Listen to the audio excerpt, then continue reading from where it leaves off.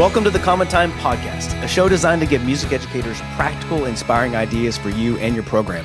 Each week, we sit down with world-class educators, composers, and conductors to talk about teaching, leadership, and building programs that thrive without burning yourself out. So whether you're a band, orchestra, or choir director, our goal is simple: to help you grow and stay inspired and remember why you fell in love with teaching music in the first place. This is season 4, and we're diving even deeper. More real conversations, more actionable takeaways, and more voices shaping the future of music education. Let's get into the episode. Our guest today is Michael Gaines. Welcome, Michael. Thank you. Thanks for having me. Good to see you both. Absolutely. We are so excited to have you on today, Michael. We've known Michael for, 25 years or so. He's a world-renowned designer in the pageantry art world, also an international adjudicator, teacher, clinician, etc. And it's just incredible to have you on. So, John, why don't you get us started? Thanks, David. Hi, Michael. Hi. We are talking, everyone, to the king of design and drill writing. In my opinion, there is no one better at this on earth than Michael Gaines. So, Michael, just to kind of kick things off, as you think back to the earliest stages of your career, are there any experiences or influences that shaped who you are as a designer today? There's quite a few, actually. Especially if you put in the caption of "as a designer," I think a lot of it goes back to a couple things. One, I was a musician for really. It was everything music until I was in college, and even then some before I switched to the dark side of visual. The dark side. And the visual side. Yeah. So I was all about the musician from an early age, played a lot of instruments, starting with guitar and piano, and was part of my church groups and stuff like that. And then took every music theory, jazz band, symphonic band course I could in high school, and continued on with piano and stuff in college. So I think a lot of that helped inform me, but I got into the marching band part of it just because, at that point you couldn't play guitar or piano. So I switched to some wind instruments to be in marching band. But so the music side of it really helped me, and just in terms of creating and designing, understanding that side of it. The other part of it was at an early age, specifically with the Cavaliers, where I met both of you. I started doing color guard. So I came from that background before I started designing, really. Absolutely, for any shows. And so I think that kind of did help inform a lot of the ways I created, because I was already used to that aspect. Whereas back then, not so much today, back then, a lot of designers would come from, a brass background, maybe percussion background. And the Guard was kind of a foreign entity. At that time, it was more kind of relegated second-class citizen status. Just provide the color in the background for the main event. And so I think it's those two things specifically probably informed at least a general knowledge base before I started designing. And then, of course, you go on to mentors and stuff, which I can talk about as well. Right. I honestly didn't know that you started in the musical side. I knew about the color guard aspect. You were in the most competitive, maybe some of the most competitive guards at that time, and were highly successful. So I didn't know the music part. What was the wind instrument that you played? Wind instrument? Yeah. Well, I suppose when I was doing, I was big into like the church scene and stuff like that. I grew up Catholic, and then I was in charge of the cool mask, the downstairs guitar group. Everyone knows that one. Right. Yeah. So I was kind of the music director for that for a while. I taught myself flute a little bit. But when I joined the band in grade school, I guess I was probably 7th grade, I picked up tenor sax. That was my instrument of choice. Right. Which lasted about 2 years until the band director said, "No, you're going to play tuba in the marching band." So I played tuba in the marching band. Yes. Style tuba for, the world famous Carroll High School marching. I fully support that, Michael. That's so great. I have to say, I think it's really interesting that the first thing that you said about your influence as a designer on the visual side of things is being a musician. Yeah. Everybody listening to that Think about that for a second, and that's why I truly think that uh, uh, your show design, and specifically drill design, it is. I've always talked about it being kind of visually musical. Yeah, it is Oh, absolutely. thank you. That means a I mean, lot. Well, which makes sense. yeah, I've got some deeper questions to ask you, but I want to. So, do you have a specific, like, something you've written over your lifetime that this particular move or this sequence is like the favorite, the thing you feel most proud about in terms of just the composition of it from a visual standpoint? Um, the short answer is no. Okay. The longer answer is, I have favorite memories from programs, at different times throughout, I guess, my own learning curve and different activities and stuff like that. To pick one out is really difficult. I could talk probably forever about any one show or idea, Right. but I think the one that probably was not my favorite, but probably was the most popular in the time was what the guys in the Corps called the diamond cutter. Right. There was a drill move, and I tend to like those kinds of things less than, I guess, more composition over time, more Right. so than what people would call a move, or Yeah. I know that, when I first started writing in Cavaliers, or at least like the late '90s, early 2000s, into mid 2000s, there were some shows that people would like what they would call a drill move, and it got to be, where's the move? Where's the, you know what I mean? Where it's like this flashy thing. Yeah. And I'm like, well, I work really hard to create over time, and like creating different kinds of compositions is my favorite thing to do. It's what keeps me interested in doing all of this. And so my favorite things would probably not be the favorite things of maybe an audience member watching, or Right. or a parent, or those kinds of things. I'm sure you both understand that. Just there's layers to everything, and it has to work Yeah. on multiple layers. Yeah, absolutely. Well, it's interesting because John was talking about the idea of your drill being musical, and I don't know. Haven't seen all of your work. Obviously, I don't know the full body of your work, but during the time we were at the Cavaliers, my favorite thing that you constructed was the fugue in frameworks. And as that thing went across the field, and it took, I don't know, 40 seconds maybe to fully develop until it got to the next high point.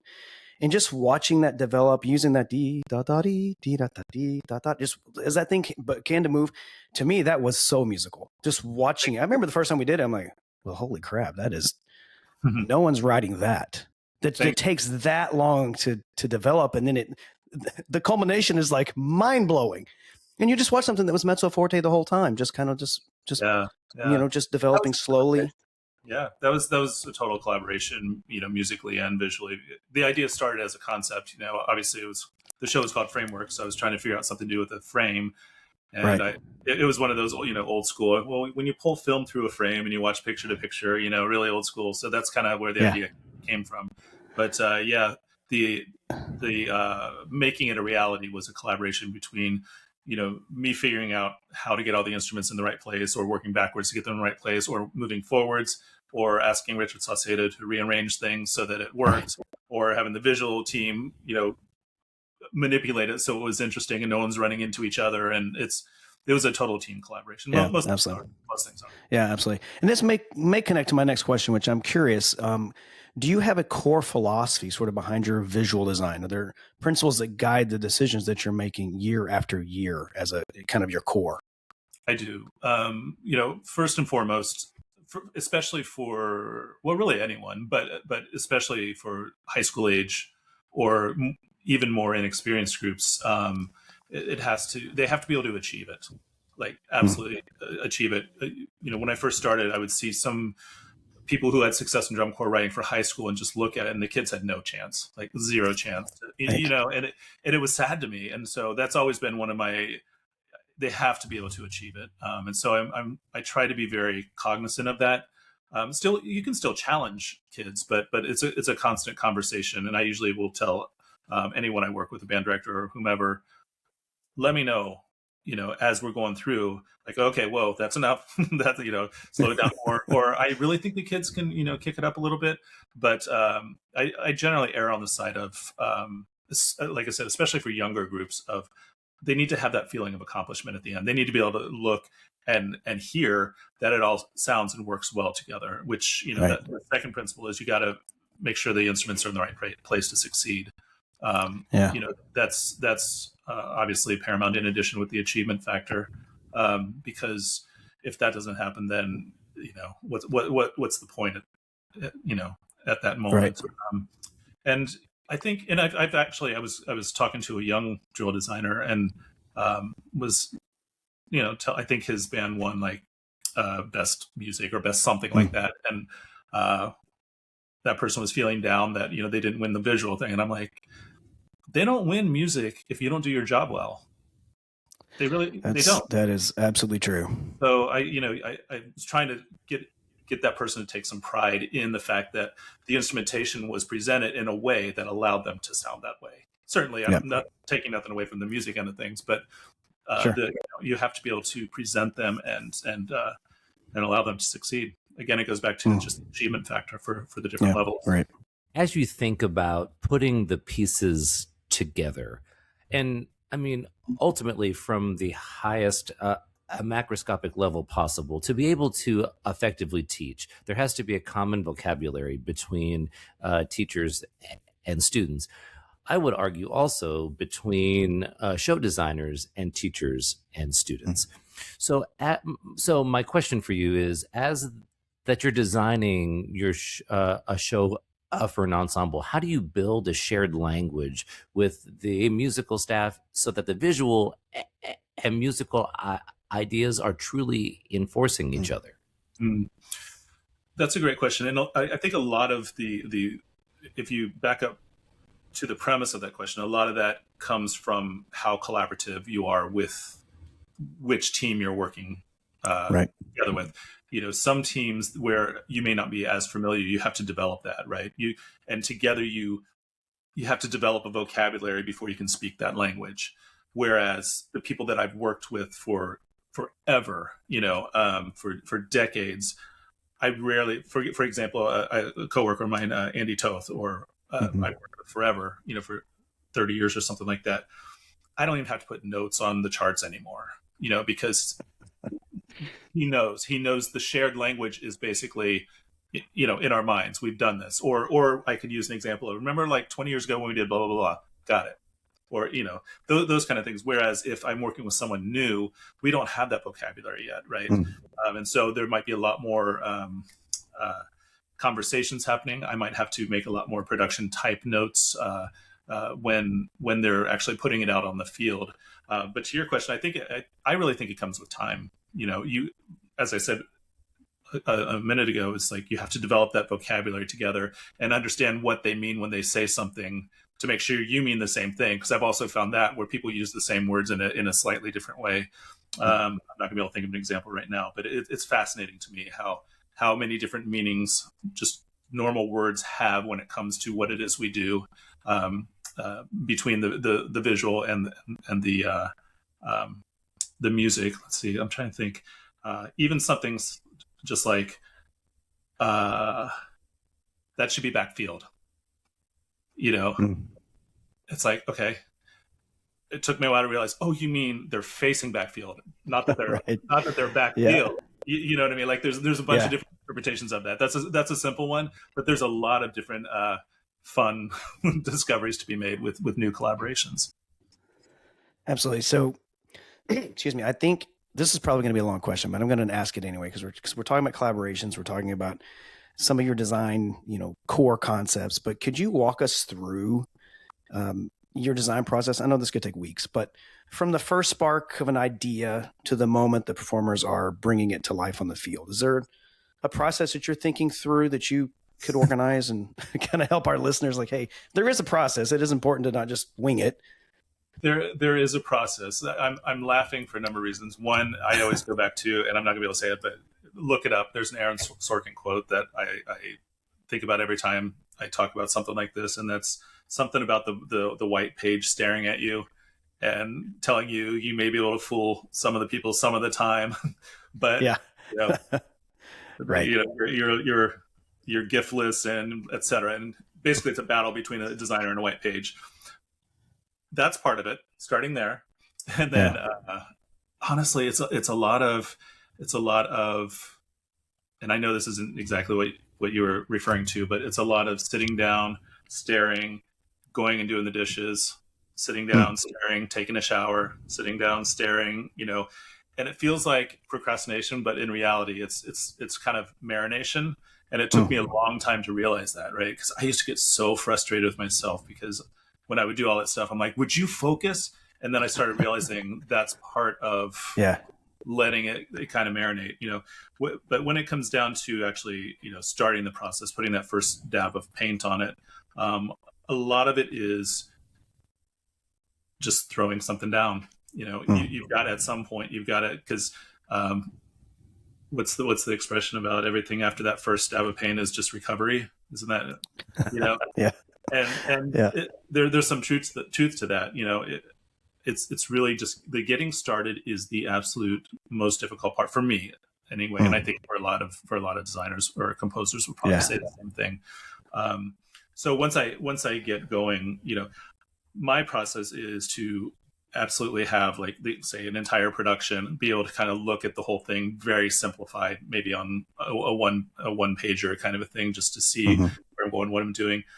For me, people I work with, I always ask them to don't write incomplete sentences. Like, if you're going to I want to see everything all together. So don't start with, way back when we were considering this, we were, and I'm like, okay, no time for that. Yeah. I don't need a brick of words. Just very, very, especially if we've developed that interaction over time. Sure. And it's a good collaboration. But I like to see that. And then really it's just about if I'm feeling starting from that first dab of paint, or if I'm feeling starting from halfway into a production, and then working both ends of it is part of it as well. Instrumentation is important, knowing where you're going to go and what you can do. A lot of that is developed skills over time. That's kind of a muscle that you develop over time, where you understand the different explorations you can do. It's kind of, I don't want to sound too pretentious, so stop me if I do, but it's like playing a game of chess where you have to think X amount of moves ahead of time, right? And it's a lot of if thens. If I do this, then this will happen. This will happen. But I'm not going to be able to do that because this. Let's back up and try this. What about this permutation? And so a lot of it is just that mental doing the dishes. A lot of it is taking a shower, or taking the dog for a walk. That kind of a thing. Right. The idea of drill design, it's been a long time since I've written drill, but during my time with the Cavaliers, I wrote a ton of drill, and I might have stolen a couple of moves here and there that are, when you talked about, can they actually do it? Well, can they actually do it? Is it actually achievable? Like, Cavaliers probably could, but I probably shouldn't have stolen that move. But I was thinking about my own process, because I went through like an actual drill writing class. I don't know if you did that, but like we had that in college. And that's, you take the music, you break it down into phrases, and then you write out a segment sheet. And then on the segment sheet, that goes to a sketch sheet. And then from the sketches, that goes into and that was before we had Pyware or anything like that. And then you would do it on a light board. Like I put a light under a glass table to do my first drill project. And then about a year or two later, Pyware was invented and everything moved forward in a whole different manner, because you could experiment. You could just play with it in real time and move stuff around. So I want to just follow up kind of for a second. So in that process, do you have something it's marinating, you're walking around, you're washing dishes, and something drops into your head? What's the next step for you? Do you go to the computer, or do you sketch? How does it sort of evolve into a real thing? I'm specifically right now talking about outdoor or large scale. Right. Yeah, sure. Groups. Okay. Because the process for smaller stage or indoor is much different. Winter garden. But for what you were just talking about, mine's always to the computer, because I I did start like you. I did everything by hand. I think the first drill I wrote was Cavalier's drum solo in 1992. That was the first outdoor drill I wrote, but by hand with pencil. Yeah. And then the next couple of years, I actually asked Dustin from Pyware at last year's TME. I was like, "What was the first year I started using Pyware?" And he says it was '94. So I only did a couple of years by hand. But yeah, because I'm a firm believer that anything you can do by hand, you can do on the computer. Some people are not as comfortable being able to sketch things with the computer. I totally get that. But in terms of an artistic approach or an artistic flair or identity, yeah, anything you can do by hand, you can do with the computer. It took a lot of people a lot of time to realize that. I had a lot of designer friends that refused. Like, you can tell everyone who uses Pyware. I'm like, well, that's not the computer. That's people not using the computer to design the way they can. But to your point, yeah, I'll go to the computer and then I'll just start. A lot of it depends upon, I'm thinking through now, like if I'm starting a project right now and I was looking at everything, I will definitely get, all the scores. I'm doing this because I'm paperless. So I've got a monitor over here, a monitor over here, and then I've got this one. And I do, the Pyware, the animation, and then all the scores and production sheets. And I look through everything. I get rid of information I don't need that's just going to confuse me or will make me miss something. So I simplify before I start to compose the information. And then just looking really at all the different things that are happening in the score for the foreseeable future, which will then inform me where I need to have the instruments, which will then tell me what colors are on the palette that I can use from there. And then, then I'll start writing either right at the beginning or a little into it, or rarely will I start halfway in or, at the end of a production, but, it's possible, but yeah, I'll start towards the beginning and just start going and see where we go. Yeah. Well, it's fascinating because you're so good at it. I mean, I watch your stuff. I'm like, man, I could never do that. Never did the lightboard thing. Like, I know that's most people before the advent of the Pyware or the computer use lightboards, and I never did. I do remember a couple times holding the big Jensen paper up on the like our big glass back door, to see what it looks like. But for the most part, it was just doing this back and forth between pages and having to like train your brain to think what the animation would look like. Yeah. And did you reach a point at some point where the animation, you could see it ahead of time in your mind? Because I struggled with that when I was first sketching drill, like not really knowing if I could pull that off, and then put it in the computer. I'm like, yeah, those step sizes don't work, kind of thing. Well, some people may say that my step sizes didn't work, but yeah, I think that might have been one of my strengths, is I was able to see it. And honestly, this goes back to I think your first question about influences. I think part of it was that I staged for indoor first, and so I spent thousands of hours pushing people around a gym to seeing what would affect other people. So I had those images in my head of what a line can do to motivate this line, or can do that. So maybe that helped. I'm just guessing at this point, but I feel like I was pretty good about knowing that, and watching thousands of hours of videotapes of everyone I looked up to. But I had to use your mind before the animation. That's true. That wasn't even a thing on Pyware at the beginning. It wasn't. It was, and it really wasn't. No, it was.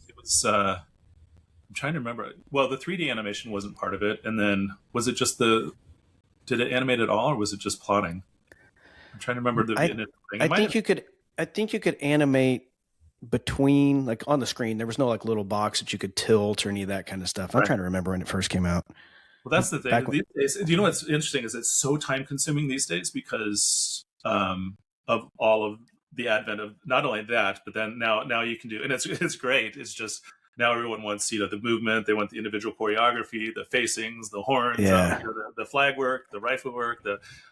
So I generally just do very simple approaches to all that. I don't go overboard, because I find that if I do too much, then sometimes, especially with younger instructors, if I send them I'll be like, you could do a lunge here, you could do choreography here, but if I put a lunge in, then it's going to be a lunge, and I want them to be able to right, rather create. than them having some creative spirit in there. Yeah, no, that totally makes sense.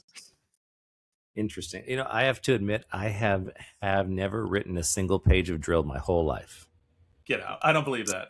I swear, I have never written a single page of drill in my whole life. I've also never written an arrangement of anything in my entire life. Not a single. And yet he's the director of one of the most impressive and prestigious marching bands in the world. I've never done it. I think you're one of those people that doesn't give yourself enough credit. No, I mean, that's all true. I mean, that's all truthful. I mean, yeah, but I have never written a single page of drill, and I'm not ever. But you know, so for be fixed to make work. Well, you know, but you've written a page of drill. That's right. Well, I'm going to write one. It's going to be the best drill ever. But, you know, I mean, people listening are going, wow, he makes this so easy, right? But, I mean, you've been through some challenges to ultimately get to the top of the game, right? So maybe just to help our listeners feel better about themselves just a bit, perhaps, like, so do you have like a memory of a time where all of a sudden you're like, I can't get out of this. It's either the like a problem or a complex move or something that you just couldn't figure out. And how did you face that, first of all? But how did you navigate it? You know, from the perspective of giving advice to people that are currently struggling. Sure. I think one of the best pieces of advice I ever got was, and it sounds so simple, but there's always another way. And when you find yourself, well, two different people, two different pieces of advice. Another piece of advice was, I asked someone, I said, I spent so long, banging my head against the desk, making this happen, and no applause. And then this took 5 seconds and, standing ovation, whatever. And that person told me, it's like, well, first of all, you should never have been banging your head against the desk to create anything. If it takes that much, you're forcing something, and that probably doesn't work. Exceptions to every rule, all disclaimers apply. But I do think that there's always another way helped me out immensely over the years, from when that person told me that as a young designer, because as soon as you start getting stuck and you're just like, I can't make this work, back up a couple pages, or to your point, David, about the Pieware allowing you to sketch and do different things, just save as a new copy and start playing with, what if I go back 2 pages and just rearranged all this? What does that do? Oh my God, so many more options just opened up for me. Right. I think that was the biggest, and it's so simple. There's always another way, which sounds like, common sense, and I don't want to insult anyone's intelligence, but when you get into those I can't figure this out, just do something else. Or the other thing that really helped me out too, I don't know if someone told me this or it was just learned, but stop looking at the whole screen. Just blank out everything. In Pyro, you can hide everything. It's like, okay, I know the trumpets have to be in this area for this section. I'm just gonna create something with the trumpets. Start there, then unhide more and start working around and creating and molding. It's like taking that little piece of clay, just one, and then molding around it, instead of looking at all these different sections all at once, trying to figure out, what am I going to do with all this? That can be overwhelming, especially once you get into the bigger bands, down where y'all are from, David. Well, no, University of Michigan not tiny either, but so it's very helpful to isolate your creative process to or minimize your creative process to a smaller segment, and then build around that if you're having trouble. Yeah, no, that's great advice. And it's great advice for a lot of things, that there's always another way. There's a way forward. It was when I was writing, and I haven't written in a while, and but there was times where, I felt bad doing it, because I'd have 6 or 7 pages that I would just go, page 8 never came. And if I'd stayed on page 8, I would have wasted 2.5 more hours. And the first 7 worked or whatever, and it kind of made sense, but I just couldn't get past it. I was like, okay, I'm going to spend 2.5 hours trying to figure out this one page, or I just go with this other idea I've been playing with, and all of a sudden, trying to let go of that one thing was hard for me, because I'd spent time on it. Yeah, and then the level of frustration is directly proportional to, inversely proportional to how much time you have to deliver the product. Right? That's very true. Because I do remember one of the Cavalier shows. In fact, I remember it took me a good 2 weeks of doing all the craziness I have to do before I was finally happy with the first few pages of a show. And that was so discouraging and frustrating. And oh my God, am I done? Do I not have any more ideas? And but I had that time at that point, because it wasn't the summer yet, et cetera. But then, you get into designers these days with the bottleneck of band season, and you got the music a couple of days ago, and they're at camp, and you gotta get it done. Need pages, need pages. Yeah. So it's a whole other Oprah. Yeah, I'm with you. I remember writing. I don't know what your total per summer is, but I think my time with the Cavaliers I would just stay up on the bus. I had 2 batteries for my computer. I'd stay up until both batteries died, and then I'd go sleep. And I wrote every day of the summer. It's probably 30 different schools, and it got to a point where like I didn't have time to waste. Like if it was, this is kind of a side, but like if it's taking me more than like 5-10 minutes to get to the next thing, like I got to go a different direction.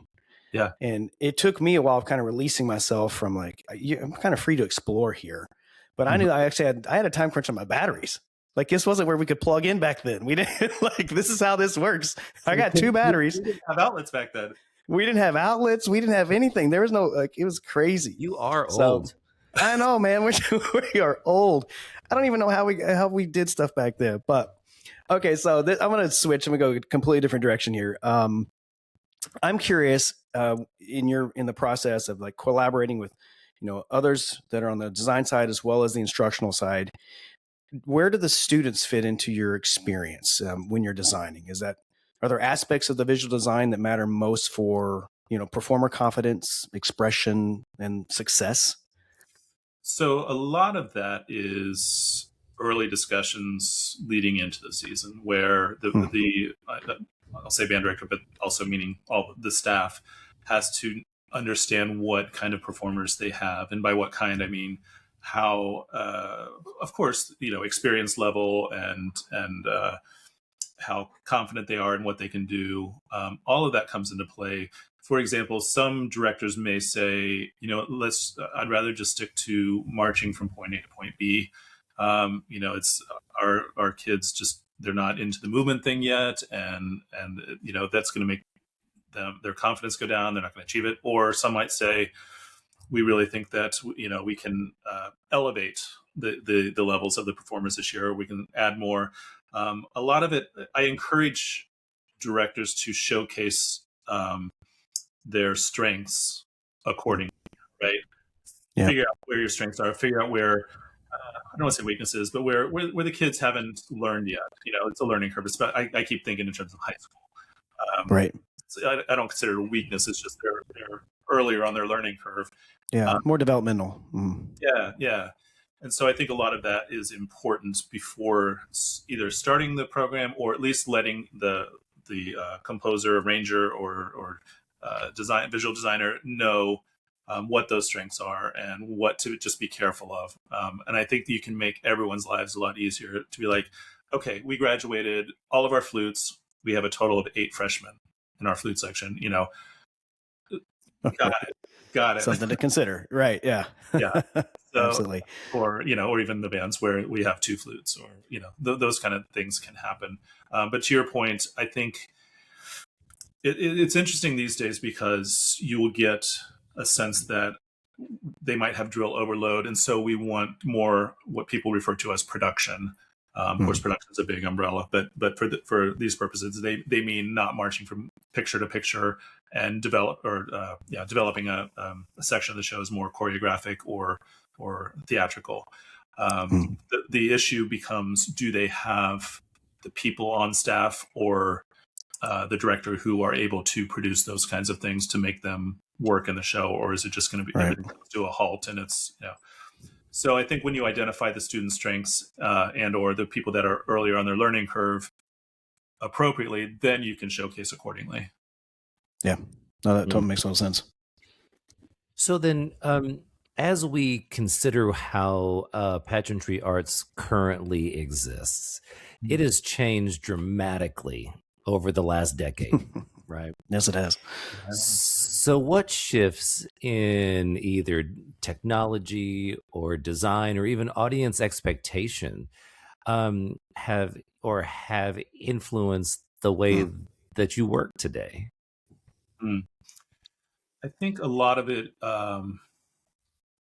I think the biggest change, improvement, whatever word, evolution, in the last 10 years, is probably just the performer, the musician involvement in movement.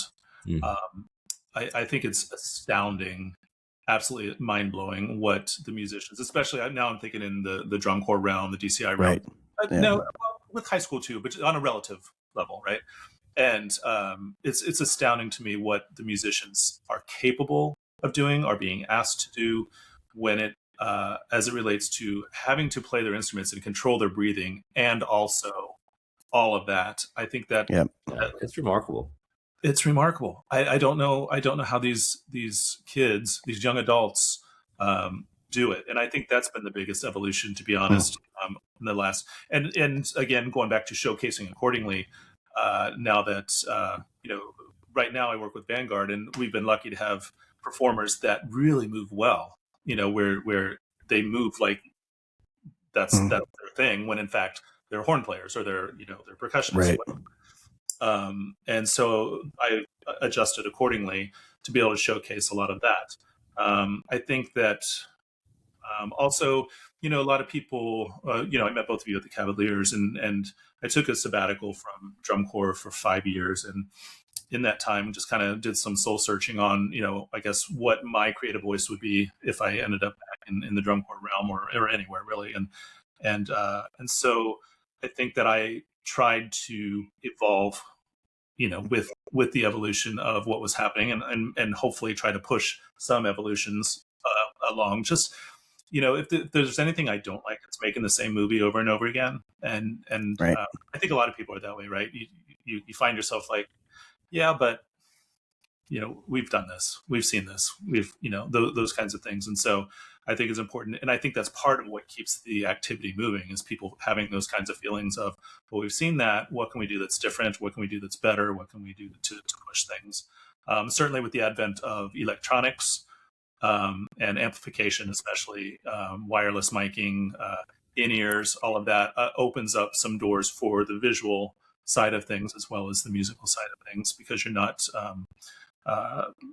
required always to, okay, haul in those two baritones to the front sideline, hardwired mic stand, although, you still do that for those that are afraid of the wireless ones. But so that opens up a lot of different doors as well. Yeah. I have to say, I've been making a lot of GE tapes over the last year or two, and I would say in 90% of them, don't quote me on that number, but it's a high percentage.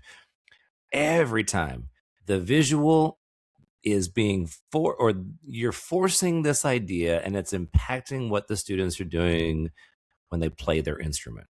They feel like they have to lunge or turn or dip, dive, dodge, duck, the 5 Ds of dodgeball, right? It's unfortunate, right? Do you have any thoughts on this? Because it drives me crazy. Yeah. It's tough. Yeah. I think that goes back to choreographers or designers that understand the achievement part of it. And also, the different levels. It's like, if they are not going to be able to do something and achieve it at a high level, you shouldn't be doing that, right? There's another way. There's another way. It sounds obvious. I'm also a fan of not, what's the word I want to use? I don't want to be insulting, but junking it up with choreography for choreography's sake. Yeah. Simplicity is beautiful. Yeah. I understand why we are where we are, where there's almost too much of it going on, because people assume that if a judge is looking at core A and core B, or band A and band B, and one is doing a lot more choreography, we got to add a lot more choreography. It's a competitive thing. But if you can get yourself out of that mindset and think about variety, and it's really okay for this moment to stand there and look beautiful, I think that's going to serve anyone really well. Yeah, I took a bit of a sabbatical from drum corps just in general. Like I didn't watch it, I didn't listen to it, I did nothing with it for almost 10 years. Oh, And I wow. went to a show. I went to the Southwestern Regional DCI this past fall, and in San Antonio, and I was blown away. Like what those students were doing on the field while playing it was impressive. I was thinking back as an instructor, like I'm not sure how I would have gotten them to do that, like and sound good, because my point was always, okay, we have to sound great here. And then the designer would come in and like, well, now we're doing it on our head. Well, we sounded great and now we don't sound great anymore. And it's not my fault. What do I do now? That was always so frustrating. But I love what you just said. And I hope that designers and directors will embrace this a little bit. I left that show being impressed, but equally wanting for some visual silence. Like for there just to be a moment of repose. Like sometimes things were so connected. You're like, it was really all over the map. And I think, I don't know what I think about that. I just walked away thinking like, man, that's incredible. Also like, man, there's just so many things happening. It's like a 3-ring circus. And it's difficult sometimes. Like, yeah, if you're a high level designer and you've watched that show 12 times, 15 times, however long, you might be picking like all those things may go in and really create like, wow, this is all amazing. But for a first or second time viewer, and I've watched quite a bit of marching band, it was like, there is so much stuff going on here that this would be almost impossible to truly get without some kind of program note that I'm just reading and as it's going along, like, you're right. It's almost like, I would argue, David, as a conductor, whenever you want something to look or have impact, you take something away. Yeah. You create silence before and after. Yeah. Correct. Yeah. If you want to create an impactful gesture, you create silence before it. And that's a good point. My niece Addie, she's in the Marcus High School band in Louisville ISD. They're phenomenal. I mean, really good. She Marcus High School. Oh, I'm familiar. I write the drill. I know you do. All right. Well, they're I do clearly bring that up on purpose because yes, you do write their drill. But for anybody watching, go find a video of this, and you'll see about the kind of visual clarity coming from moments of calm. Both in terms of visual technique and execution, but also musical too. I thought their show was incredible. Well, yeah, that's what I was going to say. Is I think this probably goes back to the beginning of our conversation where you started as a musician and you have a grasp of musical phrasing just as much as visual phrasing. Those things, to me, are so intertwined. The greatest designers are able to layer those in a way where they're so connected that they're happening without you even thinking about it from a spectator standpoint. So yeah, Marcus is fantastic. I do have like one final question for you, but there's a couple of questions that have come up from our producers. I'm going to throw those at you. Have you tried any other software besides Pyware before? I know there's like some open, like source versions now that are out there, stuff like that. I've heard. Short answer is no, I haven't tried it, and that's why I never comment on the other platforms because I've just never tried them. I was an early adopter with Pyware, and we've had such a great relationship over the years that there was never a reason for me to even look anywhere else. But I know that there's some out there. I know there's like you said, I think an open platform one. So yeah, I'd be curious or interested in hearing other people's opinions. I'm just curious as people that are interested in getting into design, if those would be things that you would even suggest. I don't know too much about them. I've just kind of heard they're out there for people to go in and play around with. So I've heard that too. I'm sorry that I don't know that much about them, but especially there's going to be a period of time where AI is going to allow so much more playing around before it takes my job. So I think that I think young people right now are gonna that's gonna be an advantage that they'll have, whether it's the open source or the AI coding. Right, absolutely. I mean, I hadn't even thought AI hadn't even crossed my mind. Like that's probably going to change the industry pretty soon. It already is. If you've heard any show descriptions, it already has. Well, that's true. They're all written by ChatGPT these days. But So one other question from the producers: do you write typically linearly, 1, 2, 3, or do you kind of skip around creating? Here's a moment I want to do, and then I'm going to go backwards and do something, go forwards. How do you typically think? From a micro level, if there's something I'm leading into, I may have to do a lot of backward and forward. From a macro level, looking at the whole show, I used to do a lot more of, I know this is going to be this is going to be this is going to be this. Now, how do I get to those places? I don't do as much of that anymore. And I think part of that is where I am on my learning curve, where I know, I don't want to say this. I try to do it more, forgive the word, organically, where I write and look where I am and then think, okay, now where I can go from here, because I know there's always a multitude of ways, right? So I write from there because I found that it allows me to create more interesting things with a greater frequency doing it that way than trying to get to there, because then everything becomes about getting to that moment. And so, you lose a lot of great stuff along the way. Whereas if you write from where you are, obviously flowing with the music and knowing what has to happen, with disclaimers about certain things, but I think the gist of the answer is I don't do as much of I have to get somewhere, and I do a lot more of where am I going to go from here. Right. Yeah, I think that'll be. I'm sorry. I think that's really helpful information. Yeah. Yeah. With that being said, a caveat would be a younger designer might not have the, I don't know if you would say intuition or muscle memory to know of all the options available from a given spot to move forward. I think that that's something that's developed over time. And so it might be better for a younger designer to have those anchors throughout as a guiding light, a North Star to head towards. Yeah. So I just want to have that caveat, because it can be difficult to not know where you're going. Right. No, and I felt that many times, but I think it's the information of how you're approaching it now, I think goes to you now have a vocabulary that you can work from that's almost innate. Yeah. You know what you can do in this situation, and you might create something new, but even if you don't, you probably have 40 different things that you can utilize as you're putting things together. So, but that's helpful information, I think, for people out there that are getting started. So last question here before we jump to kind of one last section is, if you can imagine now the next 10 years, and we just talked about AI, so maybe we'll see where this goes, but next 10 years of visual design and the pageantry arts kind of overall, what excites you the most about where the activity is heading or where you hope it will go? The activity is heading, and the general activity, meaning more large scale performance, right? Yeah. I would love to see us get to a point where it's, two things. One is the societal part of it. I would love to see us get to a point where it's a lot more accessible for people, for all people, right?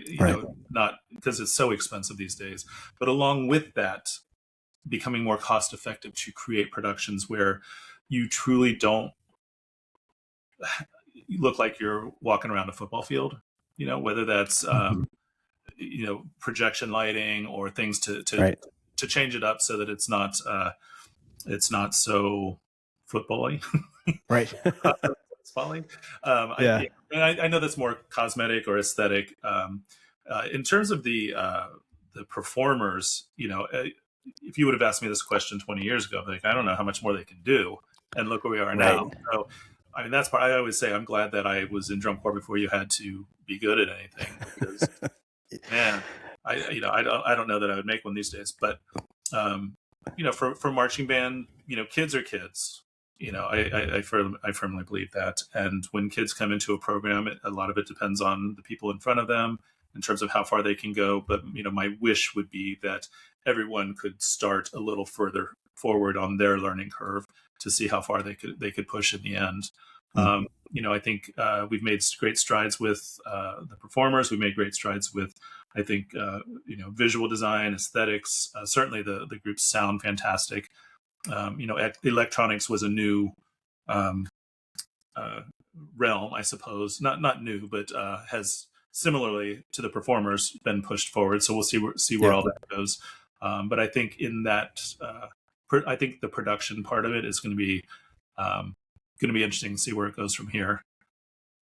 Yeah, I think it will be very interesting. And speaking of the electronics, so when I was teaching high school, if we needed to mic someone, they just put the band director's like long ranger mic. We just put that around their neck and like turned the speaker around toward like the field and just turned it up. Like that was our amplification of the flute or whatever. So we've definitely come a long way.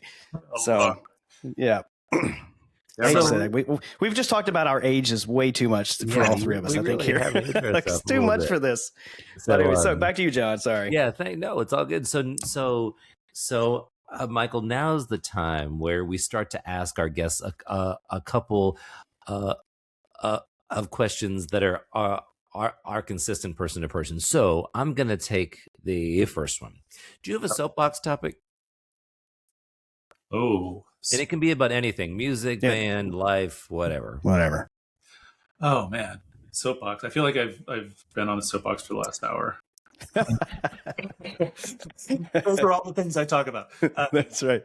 Soapbox. I think probably when it comes to the pageantry world, and specifically with people who are younger coming into it, my soapbox is probably about being professional, being kind, professional both in terms of being in front of young people and teaching and making them want to learn, but also if you're going to make a career out of this, be sure that you're professional in all ways, and the business aspect, the integrity aspect. I think that's something that I try to talk to younger people about. So I guess that would be a soapbox topic for sure. I think that is a very fair soapbox topic to share. I've got a next question, but first I want to ask you, how's Kayak? He is awesome. He is. Yeah. In the next 2 months, he'll be 10 years old. I can't believe it. 10 years. I remember seeing that on social media when you got him. Yeah. Yeah. I think most of us live sort of vicariously through Kayak's eyes. Like you show pictures of him. And then I was so, when he had the surgeries, I was like, not just, he had to have 2. I was like, man, that's and for a dog, you can't tell him like, hey, what, this is going to be a little while, but it's going to be better. Like you just have to deal with it. And I guess dogs are that. I mean, they don't really have egos, so they just kind of like live in the moment. And he dealt with it way better than I did. But he's better than he was before the surgeries for sure. Great. At this point. So yeah, thanks for asking. That's awesome. So my question is there a particular book or books that have inspired your journey? It doesn't also have to be musical or visual, anything, just books about life, whatever you like. Book or books. I think most of the books that I'm trying to remember. I definitely used to give answers when I was younger. Like, remember back in the day of like Hitchhiker's Guide to the Galaxy and all those. You ever read this? Yeah, absolutely. In terms of the craft, for me, it was always the principles of design type stuff that related what we do related design principles to what we do through reading about, artwork, whether it's painting or sculpture, whatever. Right, sure. Figuring out those parallels. So I think those kind of books were the most, but the one thing that I would say I'm really bad about is when someone asks me my favorite anything, as we've discovered on this podcast, because I couldn't name my favorite movie. I'm not naming a favorite book, favorite movie. Yeah, because I'm a Libra and I can't. But that's good. Well, we've had guests that just say, "Well, I don't really read." Like, okay, moving on. That's right. Yeah. Well, one guest book. What is it? Die with Zero is what I'm okay. Okay. Well, there you go. We can add to the list. One of our guests just said they watch movies and film much more than they do read. So, like even short story, short film kinds of things. I was always like. I was a bookworm forever, and then somewhere along the way in my adult life, I think it was with the advent of all the streaming services and iPads and whatever, I got way too into watching movies and videos and whatever, and so I'm clawing my way back to the books at this point. But I mean, I haven't stopped reading, but I certainly don't read with the frequency I used to. So I'm clawing my way back though. Nope, I'm with you there. All good. All right, so then. Michael, for our final question, and arguably the most important. Oh, here we go. What is your favorite time signature? Oh, 4-4. Well done. There you go. Common time. I was wondering if a drill writer would do something different, but common time. That's the way it goes. So funny. Yeah. It's also the right answer. So like no one gets the right answer. Funnily, we get a designer on and we get the right answer. Well That's done. what we're looking for. Michael, it's been such a pleasure having you on Really today. have. I'm excited to get this out for our listeners to just share this information with them. But it's been inspiring for me to just sort of reconnect and see you again. It's been so long and following you, and I certainly wish you many, many more years of success as a designer. Thank you so much. Thanks for having me, and best of luck moving forward with the podcast. It's awesome. You guys do great work. Thank you. And that's a wrap on today's episode. Thanks for spending part of your day with us on the Common Time Podcast. If today's conversation gave you something to think about or something to try with your students, we'd love for you to share this episode with a colleague.